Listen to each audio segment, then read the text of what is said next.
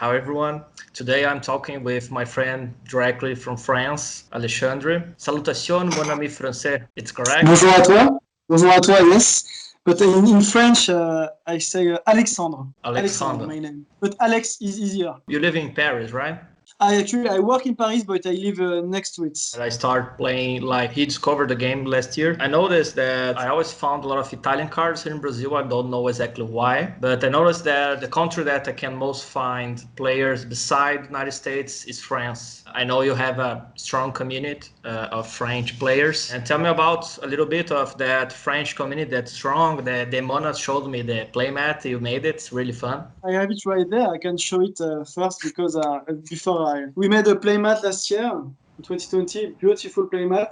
The French community, my cat wants to be in the video. The way I joined this community, it's connected with my approach of the game on the collection. I had some of those cards when I was kid, but I totally forgot about them. And it was the last 2 years ago, I think, when I went to my parents' house, I found them again, and I wanted to collect it again. So I went to a lot of websites, second-hand websites in France, and I've seen an ad from somebody who was selling English Chamber of Secret decks, which are hard to find in France. And this guy was Romain. He told me, okay, I've created a French group. You can join if you want. It was like 2 years ago, and at that time we were 20 on the French group, the French Facebook group, and now we are like 250. It's not Revival, of course, because Revival is an international group, but it's a lot, actually, 250, and it's a lot of passionate players and also collectors. I think there is a lot of more people collecting than playing, but yes, we have a strong community, and we actually made this playmat for a tournament that never took place because COVID. The group keep growing because everybody discovers the game recently because of the other trading card games transfuge. People come from Pokemon, etc. I think we are the second bigger group after Revival. You use it before the pandemic. You use it to like meet other players to play or something, or you're planning to do this tournament and then the COVID came? The thing is, what's hard about this game is that Harry Potter is a dead TCG. So it's really hard to find people to play. I mean, I can't tell my friends like, hey, do you want to play Harry Potter game? But you have to be in trouble to find a lot of cards and build decks. So it's just impossible to do. I've met Romain in real life and some of people, but most of the time we play with camera because if we are like in the French community, maybe we are 30 people who actually really play, and 30 people in France too. There is a few chances that they live nearby. So now Romain and Maxime, two other administrators of the French group, are two of my best friends. And that's what's great with this kind of collection, that you meet people. Even you're talking, I mean, you are in Brazil, I am in France. There is no chance in the world that we would ever met if it wasn't for Harry Potter. And just 1 hour ago, I played for like 2 hours with Mona, who lives in Arizona. Yeah, that's the crazy thing about having a common passion. I think the power of this game, it's even, as you say, it's already dead from a long time, but I think it's a well-thinked game. It's about Harry Potter. They have this power of connection, that I think the Harry Potters already have in the books and the movies. So yeah, I think the Harry Potter have this strong of connection. Like, I possibly to know you, Mona, and Sammy, and my friend Felipe, that's from São Paulo. It's the biggest city in Brazil. I love cats. I have 2 cats and both are great too. She always wants to come on my playmat, because it's like cozy. She wants to scratch it. The great thing about this game too is that even when people didn't know about the game, if they knew Harry Potter at the beginning, before the movies, they can connect with it because all the illustration are the kind of the same vibes that you could find back in the time on binders, on pens, on everything. So even if you didn't knew the cards, you can still have kind of nostalgia about the game, about the illustration and the thing. The Chamber Secrets have in French too, right? No, in France we only have the first set, base set, Quidditch Cup, Diagon Alley, and Aventure Poudlard, and that was it. I think Chamber of Secret was only made in Italy, Japan, and in English. Nowadays, it's really hard to finish a Chamber of Secret set. Actually, even the French collection is really hard. I just finished my collection last week, and I think I'm the second one on the French group. So I finished the full collection, which means the first set in French with foil and unfoils, and the last one in English. But French cards are really hard to find because it's not like in the US when for a lot of years you could just go on Wholesale Gaming, a big website with a lot of display boxes, very cheap, and you can bought a lot of boxes, open them, start playing, making a collection. In France, it's not that at all. We don't have any dead stock. Now we can see a few sealed boxes French coming out, but it's very rare and it's very expensive. So nobody just can open boosters and make their collection. If you want to make a collection in French today, you must be lucky to find people selling like a bunch of cards, but it's very, very, very hard. And that's why now that I'm finished, I'm done, I sleep so well because it's done. It's the same here in Brazil because when I saw on eBay, because sometimes I bought some cards, I sent to Mona and she put it up and sent to me. And I always found some USA sellers. And as you say, here in Brazil, it's really hard because it only comes translated, the first edition base set. It's really hard to find people selling here. Something happening worldwide, but because in Brazil have less cards, so it's more extreme here to get it, because just few buyers and sellers are buying all the lots from everyone to concentrate and sell whatever they think they value. So it's really hard to find on even our eBay here in Brazil. You have specifically eBay, it's Mercado Livre. It's really hard to find. When you have something like 6 years, you just collect, right? You didn't play at that time. My parents bought me the starter deck from the base set and a few boosters, and so I had those cards, but I've kind of forget about it, and it was like 2 years ago. I'm 32 right now, but when you are hitting 30, I think most people kind of feeling nostalgic about the childhood. So I wanted to buy my childhood back. So I bought a lot of blister figurines from the Biker Mice from Mars, Gargoyles, Street Sharks, Action Man, etc. And of course, a lot of Harry Potter figurines and a lot of Harry Potter stuff. I have a bunch of cool Harry Potter stuff. I will show you later. And I've in my shoebox with all my magic cards, there was those Harry Potter cards. And that was really a weird feeling for me because I don't know why, but there was some few cards that I had a strong connection with, like Incarcifor. I think it's like a basic random bad card, but I don't know why when I was kid I loved this card, to our Wingardium Leviosa too. But it was just collecting and not playing, and I started to play quite recently because when I started to collecting again, Romain at some point said, okay, I want to make a tournament in Paris, which seems nice. It's the first tournament in Europe since 2003, I think. And I thought it was so cool because we can all get together, have lunch in the afternoon, etc. So I've started to learn how to play the game and to building decks. And 1 year and a half later,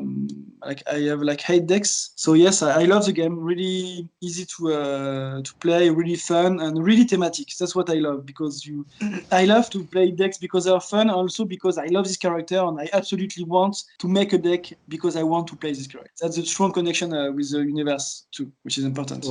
What's your favorite character that you like to play? One of my actual favorite deck is a potion deck with Hermione as a starter.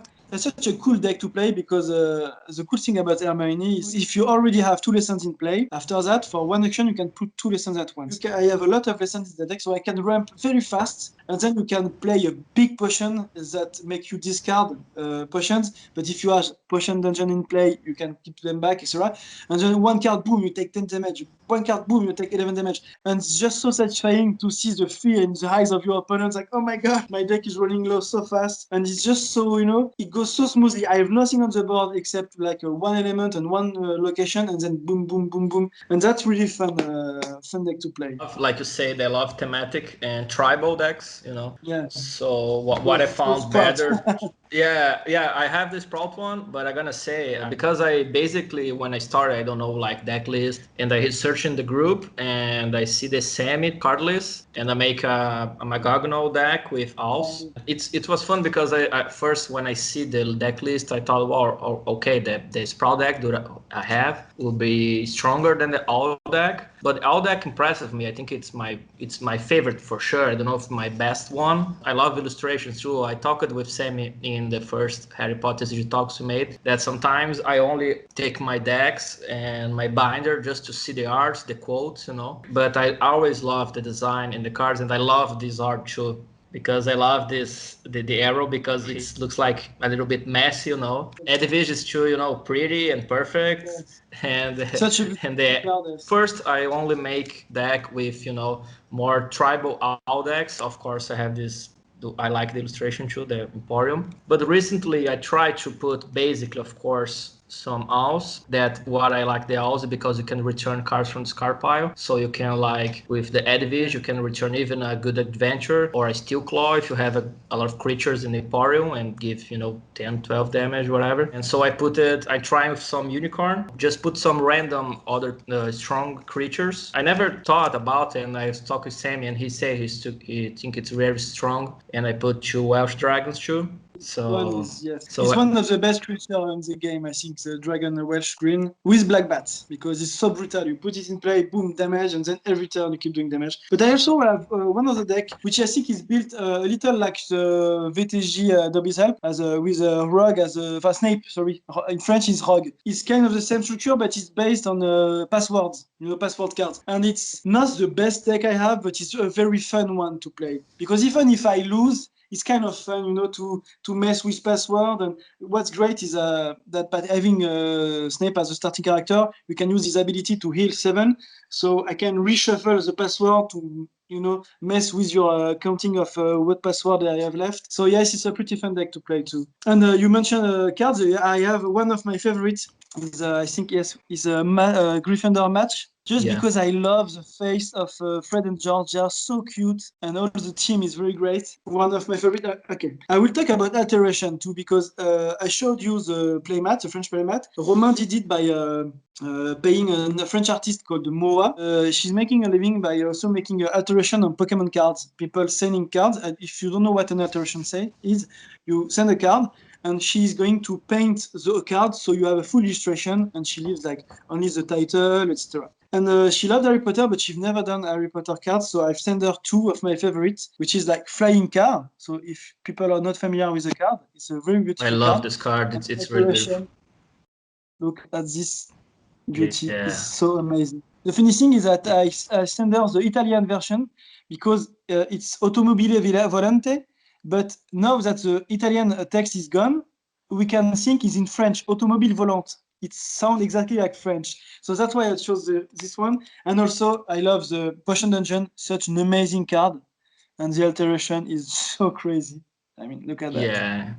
I saw her website. She's amazing. Trade with, I think I don't know if you know him. He did some, and the trade for some Harry Potter foil character that I have that he was searching. And I really like the results, but I really love, especially this one, it's really cool. But this one, I really like it. I think it's Vincent de la Vega, no? No, the signature is V and V, I think, yes? Yeah, V and V. Vincent de la Vega from the French group, yes. I separate some cards that I really like, the illustrations too. I like this one because it's for now, of course, we're hoping more Voldemorts in the fun sets, but it's basically the only card that Voldemort appears somehow in the Wizard set, so I really like this one. The Mandrake, I really like it. Very fun card, very good card to play too, yes. And I love capybaras. It's a really popular animal here in South America. I love Trevor, that I really like. It's small, fatty, and hiding. What is fun is that on the background you can see everybody looking for Trevor because Neville always lost him. That's what's fun too. Exactly, yeah. We have a company that prints some cards, and I really like the illustration of this. And I love this alternate promo because in Harry Potter you basically have this one in Forbidden Corridor, right? With alternate arcs. And I love this one because it's and she's so much more beautiful than the regular one, which is kind of ugly. Same from Forbidden Corridor. The alternate promo one is prettier than the regular one. I really like it because Fluffy is, looks like more angry or something, like crazy. And the kids are scared. I really like it. Mona helps me to get some signed cards. So I love this one that I showed before, signed by Scott M. Fisher. And his signature is amazing. And this one I have to thank you a lot because I get it. Yeah. I really love this card. I was nuts to reach one, and I know that the price will be nuts. Of course, it hurts me because I don't have a Sprout foil anymore. You must show to people the back of the card. That's one of the most important things, the back of the card. It's not because the regular back is like, yeah, that is the regular back, and that is like the proto card. But now they are impossible to find because it was really a big opportunity to have. And now if you want one, it's just impossible. To have one at crazy prices. Really glad that I got this one and the pin too. We used to have a lot of those pins from Pokemon that it's bringed by the same company here in Brazil. I never seen in other language, right? Even in English of those pins. I don't know what is your story with Harry Potter, but I remember when in first year in middle school, and I went to the book club. And at that time, Harry Potter was not known like now. There was no movies, etc. So I've discovered Harry Potter with the book club. And I remember in my French class, which is like literature, we had to make like a show and tell, an expose to choose a book and present it to everybody. And I chose Harry Potter and the Philosopher's Stone. And nobody knew Harry Potter back then in my class. Nobody. So I presented it, and at some point we had to read a small passage to make people want to read it. And I chose a passage on Halloween with the dungeon entering the castle, Quirrell coming. There is a try in the dungeon. I've kept reading a little, and everybody was like, no, nobody stopped me, but everybody was like, no, stop. There is so much suspense. Just stop right there. And after that, everybody read Harry Potter in the in the class. We grew up with Harry Potter in real time. I mean, I read the first books when I was 10 actually, and the last one came out I was 17. So I really, that's stupid to say, but I really feel I went to Hogwarts. That's why I kept reading them every year again and again, and I'm never bored about them. I think, of course, this book will last forever because the story is great, the book are great. I started reading again the books in the pandemic, and I always say that I love simple things that are simple and still good. That's why I love the Harry Potter, the J.K. Rowling writing, and the card game too, because it's really simple and fun to play. And as you say, the people start growing up, and it's fun to see in the books, even the movies, of course, this growing up thing of romance, of dealing with loss, decisions that you have to make. So I remember when I've read the last one, I've read it in one reading, in one sitting. All day, all night, my head was exploding. It was such a mixed feeling, like, okay, I have in my hand the end of the story. After that, that's it. It's so I couldn't stop because I wanted to see what is going to happen. But at the end, it was like I was dying inside. Okay, I've done it. Now my life is over.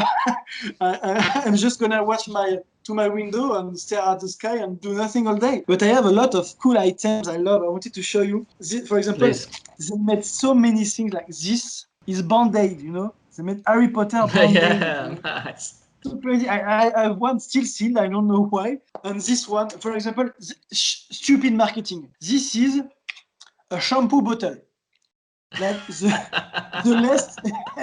This is so not user-friendly. I mean, this is stupid. It's so cool. But, this it's is amazing. So bad. And I love that, too. It's amazing.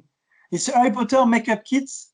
Nice. Here, you have the scar in plastic, in silicone, to put on your forehead. This is so crazy. So they really made everything. But one of my favorite things is this. This is the first audiobook of the Ukrainian Harry Potter, I think, of the Chamber of Secrets. And I don't know who that guy is. Look at that. Look at his face. Probably he's famous over there, like a comedian, exactly. Or I don't know. And maybe he's the one reading it, but what is happening? That face. And that's what I love about those stupid marketing things. There is a lot of crazy stupid things. And that's why one thing that I talk with Sam, like so much, you talked with before, is that the cards, thanks God, was made before the movie. What I like is exactly what you say and what you enjoy. And I enjoy is just watch the illustrations, the different views of the characters, not exactly the movie view. Before the movie came out, that was the first time we could actually see the character. Like Fred, George, Harry, Alicia Spinett, Oliver Wood, everybody. You could see that one of my favorite cards ever. So cool. The Harry, Ron, Hermione. So that was a way to show us what they look like. Of course, there was illustration on the covers of the book, but you can actually see the scenes of the book on the cards, and that was amazing. You show me probably the Hermione deck. It's your favorite one, right? It's one I love to play because it's really great to play. But you wanted to know what is my favorite deck? Yeah. I think this one is very fun to play, but there is not a lot of things to do. you know. One I really love to play is Arthur Weasley Potion deck, because it's the kind of deck that even when you don't win, it's always fun to play, because for those who don't know, Arthur Weasley has the power for one action. Once per turn, you can use an action to choose one of your item and play and do that much damage that is power cost to your opponent. So it's really good because you want to put a lot of items, you want to build a combo to search for bullseye potion to make a lot of damage. You're always trying to do things, even if you don't win, even if your opponent make you discard cards, you're always searching for something. So that's the kind of deck I like to play. Not the best one, but I am playing actually. You know what I mean? You have like a favorite card or something? It's a Lockhart lecture. It's an adventure you put in play. Whenever your opponent play a card, he must say brilliance. If he forgot, Right. he take 1 damage, for example, you know. And so recently I purchased 4, and I want to build a deck around that just because it's just so silly. So if I had to choose one card, I think it will be this one, because it's just weird and it makes those kind of weird interaction when we play. Thank Alex for your time, and thank you for chatting with us and sharing thinking, thoughts, and knowledge about the game. It was my pleasure, and I hope we can play sometime, because we've never played together. Yeah, exactly. All right, thank you.